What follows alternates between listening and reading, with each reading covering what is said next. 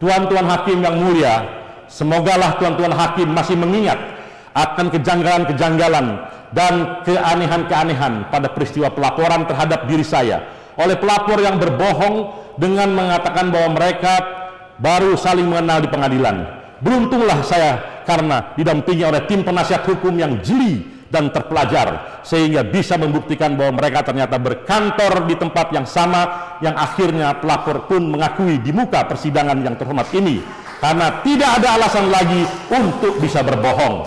Karena itulah sudah selayaknya tuan-tuan hakim yang mulia menolak segala keterangan saksi pelapor, karena mereka adalah pembohong yang sudah melanggar sumpah dalam persidangan ini, terlebih lagi sumpahnya di atas nama Allah Subhanahu wa taala. Tentulah tuan-tuan hakim yang mulia pun masih mengingat bahwa para saksi pelapor itu mengaku datang dengan waktu yang berbeda dan diperiksa secara terpisah oleh para penyidik kepolisian. Namun yang aneh bin ajaib, berita acara pemeriksaan para pelapor di kepolisian itu hasilnya persis sama, baik kata per kata, kalimat per kalimat, bahkan koma per koma dan titik per titik dari ratusan bahkan ribuan kata yang dirangkai menjadi kalimat dan cerita itu. Wow, hebat nian para saksi pelapor itu, karena barangkali sudah memiliki kemampuan telepati satu sama lain, sehingga hasil BAP-nya persis sama. Namun tuan-tuan hakim yang terhormat, ketika akhirnya dicecar dalam persidangan, mengapa hal itu bisa terjadi padahal mereka tidak memiliki kemampuan telepati, maka pelapor akhirnya mengakui bahwa mereka datang ke Bareskrim Polri sudah disodori oleh penyidik sebuah BAP yang tinggal ditandatangani.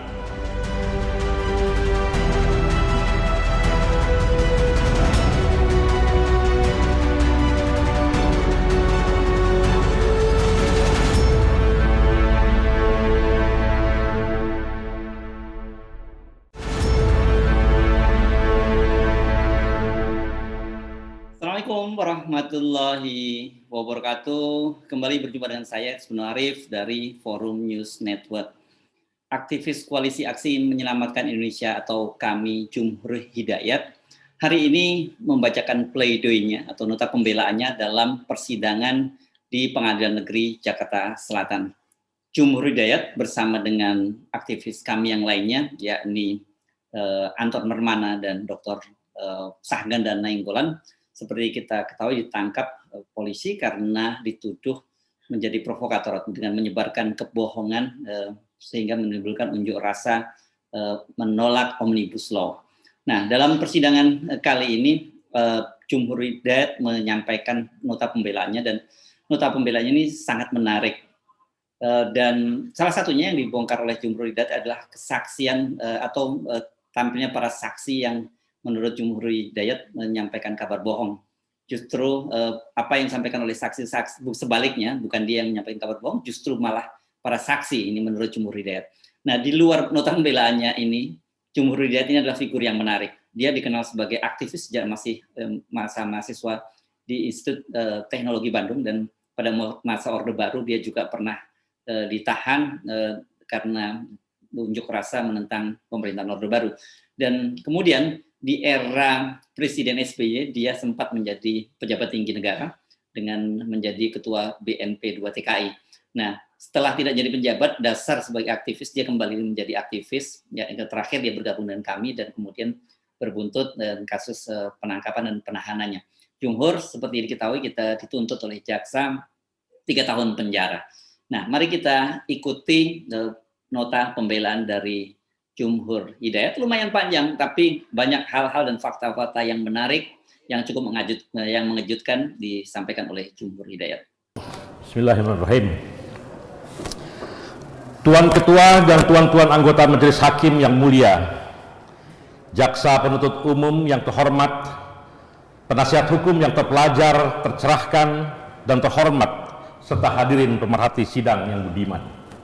Assalamualaikum warahmatullahi wabarakatuh. Tibalah saatnya pada hari ini saya selaku terdakwa menyampaikan pembelaan atau pledoi yang berisi uraian sebab-sebab yang mendorong saya melakukan kegiatan-kegiatan memperjuangkan nasib orang-orang yang kurang beruntung terutama mereka yang kurang beruntung karena adanya sistem dan struktur kekuasaan di mana tempat mereka hidup membuat mereka tidak bisa banyak berdaya apalagi berdaulat. Ya, pledoi ini juga akan menguraikan fakta-fakta penderitaan rakyat yang sedang terjadi saat ini, bahkan kepastian kelanjutan penderitaan rakyat itu di masa depan bila bangsa ini tidak segera menginsafi bahwa ancaman itu semakin nyata dan terus berjalan sehingga akan menjadikan rakyat sebagaimana yang diingatkan oleh Bung Karno hanya sekedar menjadi kuli, sementara bangsa Indonesia menjadi bangsa kuli di antara bangsa-bangsa. Tuan-tuan yang mulia, tuan-tuan hakim yang mulia, pada tanggal 13 Oktober 2020 sekira jam 6.30 pagi, ketika saya sedang lelap tidur sehabis beribadah sholat subuh, digedor-gedorlah kamar tidur pribadi saya dan istri. Saat saya membuka mata mendengar ribut-ribut, saya menyaksikan istri saya dorong-dorongan pintu dengan orang-orang yang akan menangkap saya, yang ternyata dari Badan Reserse Kriminal Polri. Bahkan ada ucapan, buka pintunya atau kita dobrak. Ketika istri saya bilang tunggu karena akan menggunakan hijabnya pun mereka tidak mengizinkan. Menyadari saya telah bangun, maka istri saya bergegas di kamar mandi untuk menggunakan hijabnya, dan akhirnya bersama-sama saya menyaksikan tindakan puluhan orang itu menggeledah sentimeter demi sentimeter kamar tidur saya dan juga seisi rumah. Walhasil, semua handphone, laptop, iPad milik saya dan anak istri saya, termasuk CPU komputer dan juga 5 buah USB disita oleh mereka. Walaupun akhirnya beberapa barang itu dikembalikan karena tidak bisa dijadikan barang bukti, namun sampai sekarang masih ada yang belum dikembalikan dan itu sangat penting bagi saya, yaitu 5 buah USB berisi dokumen-dokumen usaha saya, termasuk karya-karya tulis yang belum diterbitkan. Tuan-tuan hakim yang mulia, tahukah mengapa istri saya begitu bersemangat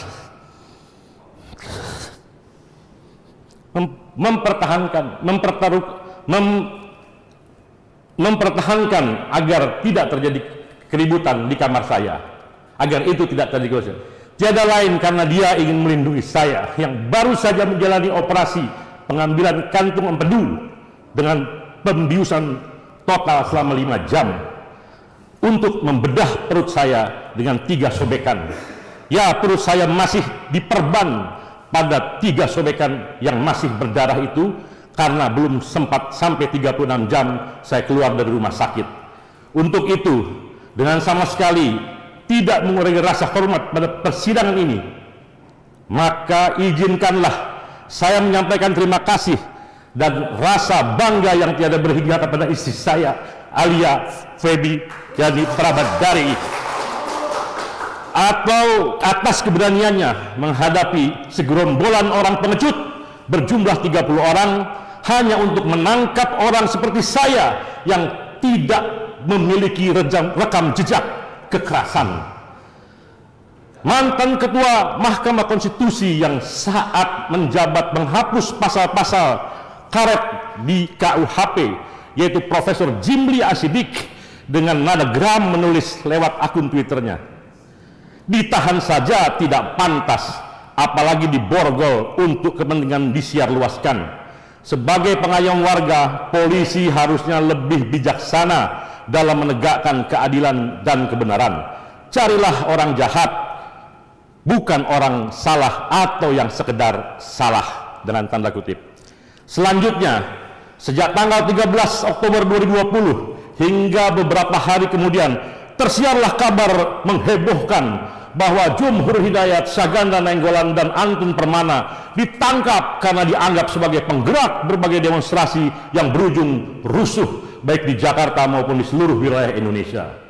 Tidak lupa dalam pemberitaan itu juga dibumbu-bumbui bahwa kami semua adalah tokoh-tokoh yang tergabung dalam koalisi aksi menyelamatkan Indonesia yang disikat kami, sehingga jelas ingin dikesankan atau di-framing bahwa kami adalah sumber keonaran itu, dan karenanya tokoh-tokoh kami harus ada yang bertanggung jawab. Menyaksikan pemberitaan yang menghebohkan tersebut, tertegurlah saya Karena sesungguhnya berita-berita hasil penjelasan Bareskrim Polri itu adalah jauh panggang dari api, atau lebih tepatnya imajinasi liar dari kepolisian. Yaitu yang penting harus ada aktor intelektual, atau tepatnya kambing hitam dari kerusuhan tersebut. Padahal kita semua menunggu-nunggu, bahkan hingga hari ini, siapa sesungguhnya pelaku rusuh dan pembakaran-pembakaran itu. Karena dari investigasi yang pernah dilakukan oleh tim Mata Najwa dan kemudian disiarkan melalui Narasi TV pada 5 November 2020, pelaku itu adalah hasil dari penyusupan sekelompok orang yang ingin merusak citra dari perjuangan mulia penolakan disahkannya RUU Omnibus Law Cipta Kerja. Menyaksikan berita itu, saya sungguh malu karena saya bukanlah yang sehebat dan seperkasa yang mereka bayangkan. Memang benar saya dulu pernah menggalang aksi buruh besar-besaran dari berbagai organisasi serikat buruh pekerja di Indonesia pada tahun 2006 untuk menolak rencana revisi Undang-Undang 13 2013 tentang ketenagakerjaan. Alhamdulillah usaha itu berhasil dengan begitu damai, sehingga sepanjang pemerintahan Susilo Bambang Yudhoyono undang-undang tersebut tidak diubah, namun investasi dan pertumbuhan ekonomi tetap juga tumbuh tinggi. Tapi sekali lagi, itu adalah dulu, 15 tahun yang lalu. Sekarang ini saya sudah tidak mempunyai kemampuan itu lagi. Saya malu kepada para tokoh pergerakan buruh nasional dan juga para tokoh gerakan mahasiswa, karena sesungguhnya saya bukanlah penggerak dari penolakan rakyat, khususnya buruh, mahasiswa dan pelajar terhadap Undang-Undang RUU Omnibus Law Cipta Kerja. Saya hanya bisa memberi dukungan semangat melalui media sosial atas perjuangan penolakan itu. Ya, saya malu terhadap tokoh buruh, Tuan Said Iqbal, Tuan Arif Minardi, Tuan Ilham Shah, almarhum Tuan Bambang Eka, Puan Nining Elitos, Puan Mirah Sumirat. Saya malu terhadap Puan Nur Hidayati, pejuang lingkungan hidup, dan Puan Dewi Kartika, pejuang reforma agraria, serta tokoh-tokoh masyarakat sipil dan mahasiswa lainnya yang tidak bisa saya sebut satu persatu.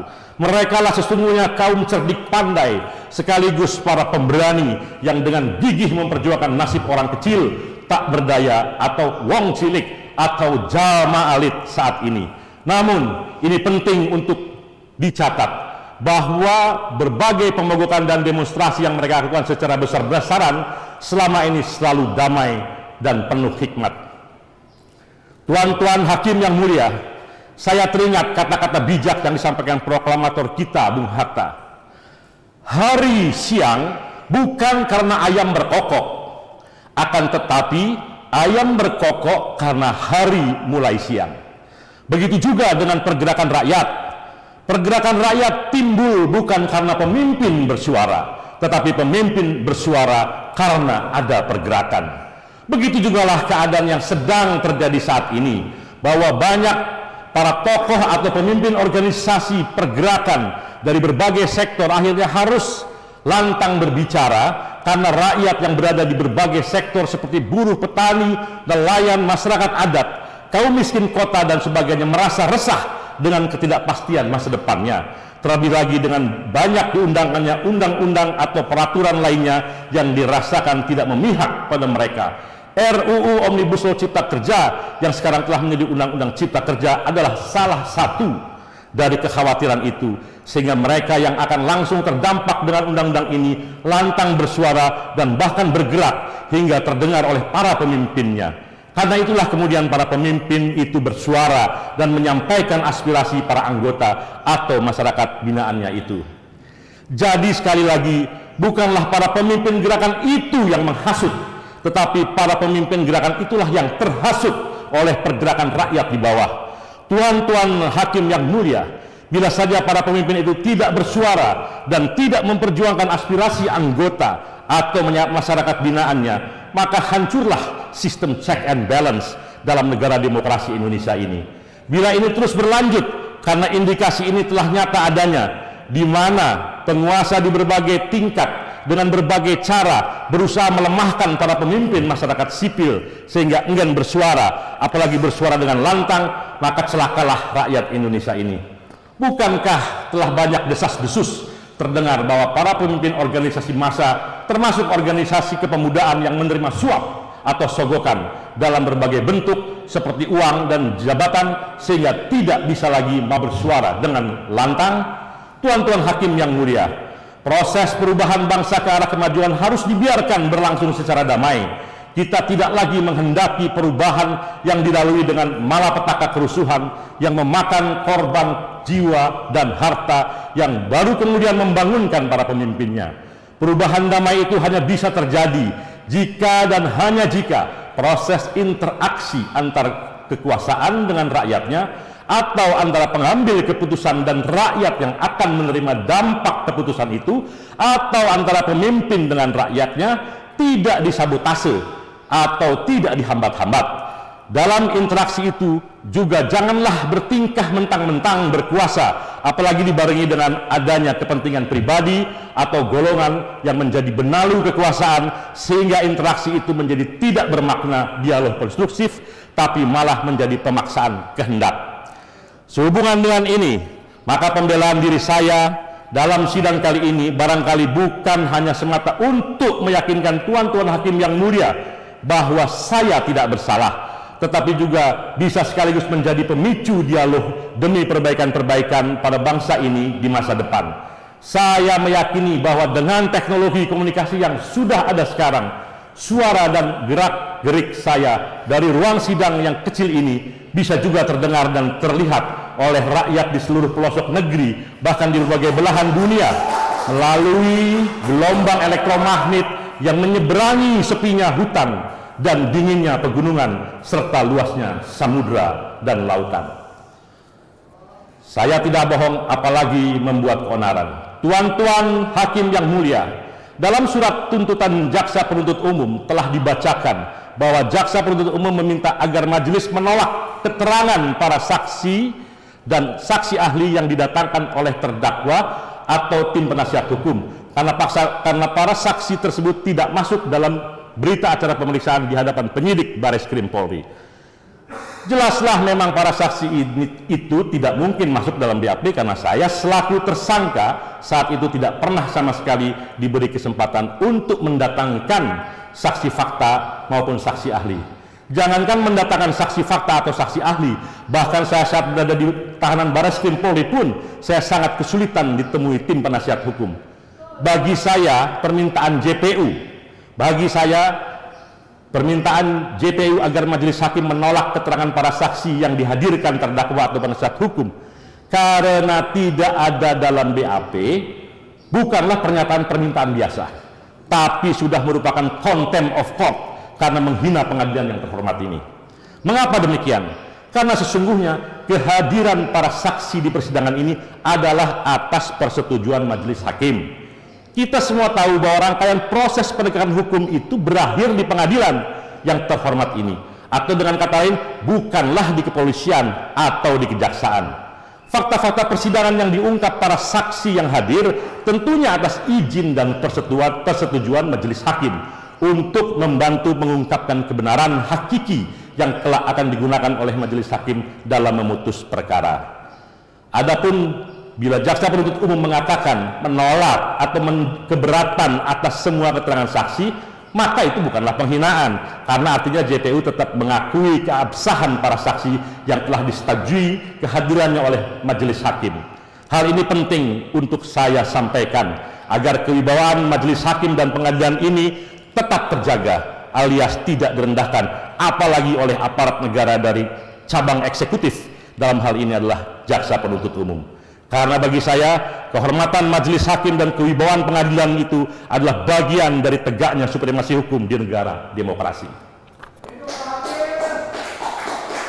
Tuan-tuan hakim yang mulia, sebelum saya memulai menyanggah dengan seksama semua tuntutan jaksa penuntut umum, perkenalkan saya menuliskan kembali dua postingan saya di akun Twitter @jumhidayat yang telah menjadi barang bukti sehingga lahirlah dakwaan dan tuntutan JPU kepada diri saya. Pertama, pada tanggal 25 Agustus 2020, buruh bersatu tolak Omnibus Law yang akan jadikan Indonesia menjadi bangsa kuli dan terjajah. Yang pertama. Yang kedua, pada tanggal 7 Oktober 2020, undang-undang ini memang untuk primitive investors dari RRC dan pengusaha rakus. Kalau investor beradab, ya seperti di bawah ini. 35 investor asing nyatakan keresahannya terhadap pengesahan Undang-Undang Cipta Kerja. Klik untuk baca kompas.com. Kedua postingan di Twitter saya itulah yang menyebabkan saya sampai berada di persidangan yang terhormat ini. Namun, setelah saya meneliti tuntutan jaksa penuntut umum, ternyata hanya pada postingan kedua saja tertanggal 7 Oktober 2020 yang berbunyi undang-undang ini memang untuk primitive investor dari RRC dan pengusaha rakus. Kalau investor beradab ya seperti di bawah ini. 35 investor asing menyatakan keresahannya terhadap Undang-Undang Cipta Kerja. Klik untuk baca kompas.com. Di mana di dalam postingan tersebut dinyatakan ada unsur berita yang tidak benar alias bohong, yaitu berita dari kompas.com yang saya tautkan dalam postingan tersebut. Sementara dalam postingan yang pertama tertanggal 25 Agustus 2020, postingan saya hanya dianggap pernyataan belaka saja. Dalam pembelaan ini saya akan membuktikan bahwa kompas.com tidaklah menyampaikan berita yang tidak benar atau berbohong, sehingga pada akhirnya saya tidak bisa dituntut akibat menyiarkan berita atau pemberitahuan bohong. Tuan-tuan hakim yang mulia, semogalah tuan-tuan hakim masih mengingat akan kejanggalan-kejanggalan dan keanehan-keanehan pada peristiwa pelaporan terhadap diri saya oleh pelapor yang berbohong dengan mengatakan bahwa mereka baru saling mengenal di pengadilan. Beruntunglah saya karena didampingi oleh tim penasihat hukum yang jeli dan terpelajar, sehingga bisa membuktikan bahwa mereka ternyata berkantor di tempat yang sama, yang akhirnya pelapor pun mengakui di muka persidangan yang terhormat ini, karena tidak ada alasan lagi untuk bisa berbohong.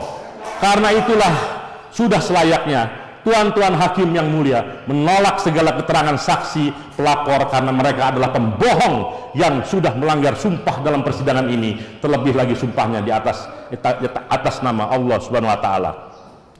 Tentulah tuan-tuan hakim yang mulia pun masih mengingat bahwa para saksi pelapor itu mengaku datang dengan waktu yang berbeda dan diperiksa secara terpisah oleh para penyidik kepolisian.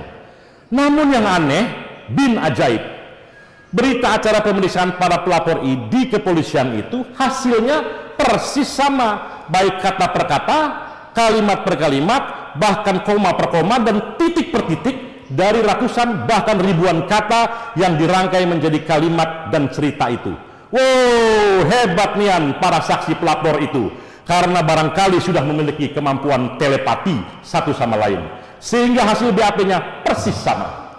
Namun tuan-tuan hakim yang terhormat, ketika akhirnya dicecar dalam persidangan, mengapa hal itu bisa terjadi padahal mereka tidak memiliki kemampuan telepati, maka pelapor akhirnya mengakui bahwa mereka datang ke Barreskrim Polri sudah disodori oleh penyidik sebuah BAP yang tinggal ditandatangani.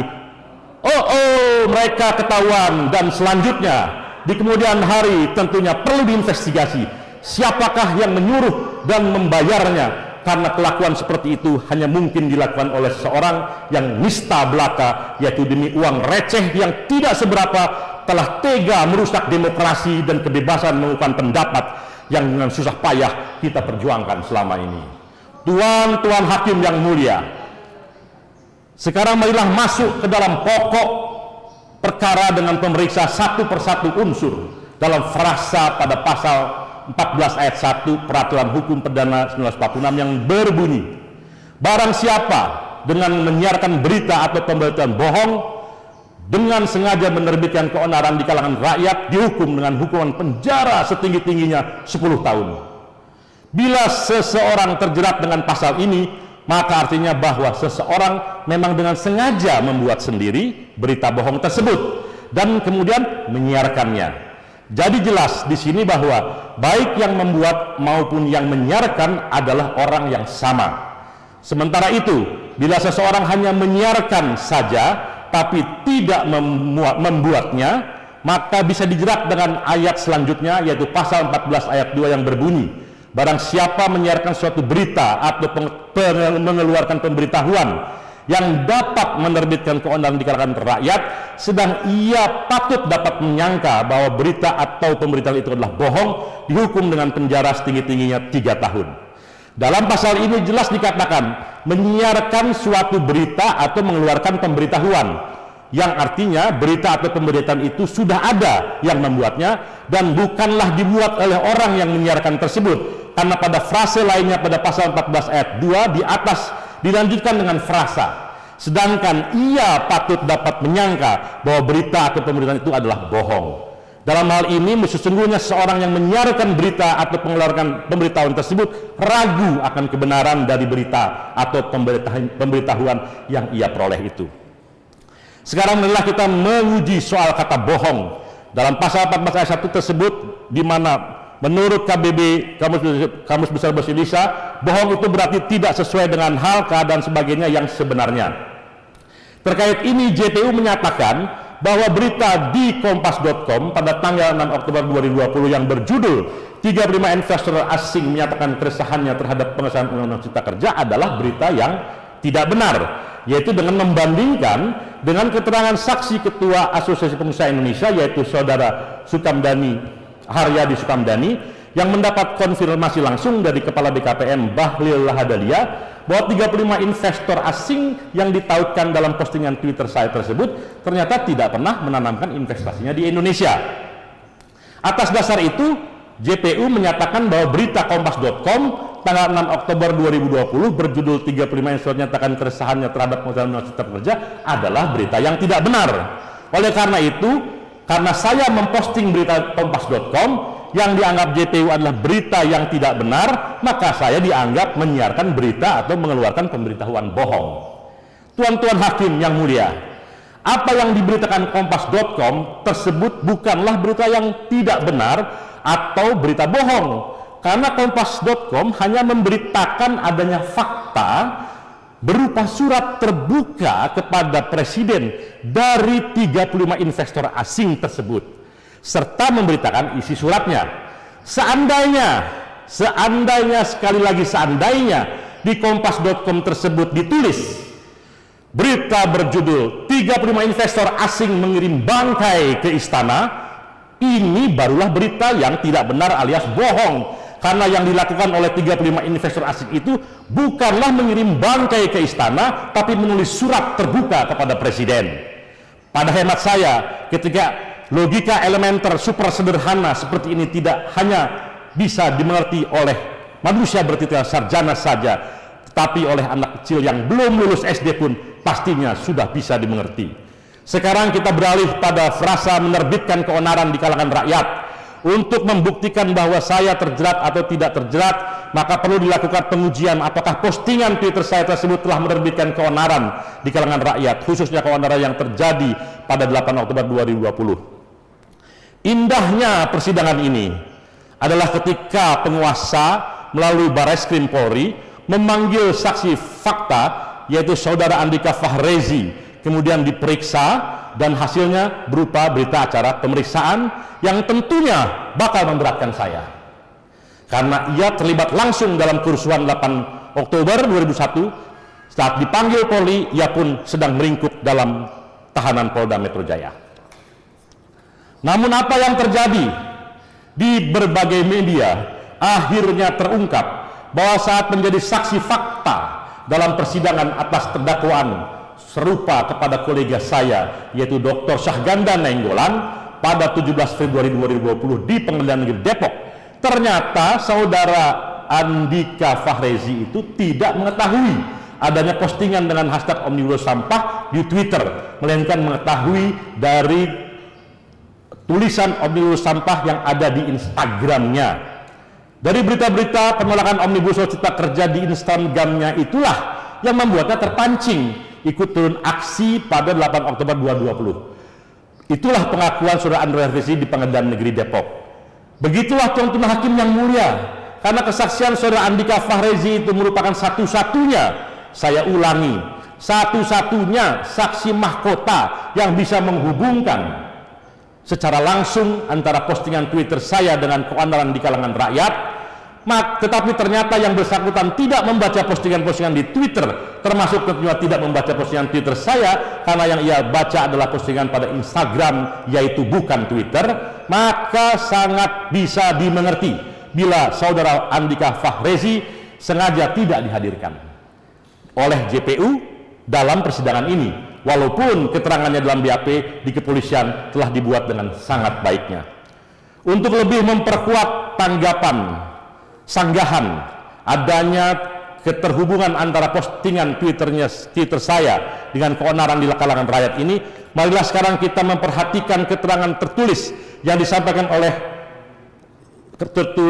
disampaikan kepada tuan-tuan hakim yang mulia dari seorang kampiun sains informasi, yaitu Ismail Fahmi PhD, yang konsisten menghabiskan waktunya mendalami dunia teknologi informasi dimulai S1 jurusan Teknik Elektro di Institut Teknologi Bandung, S2 dan S3 bidang Sains Informasi di Universitas Groningen, Belanda.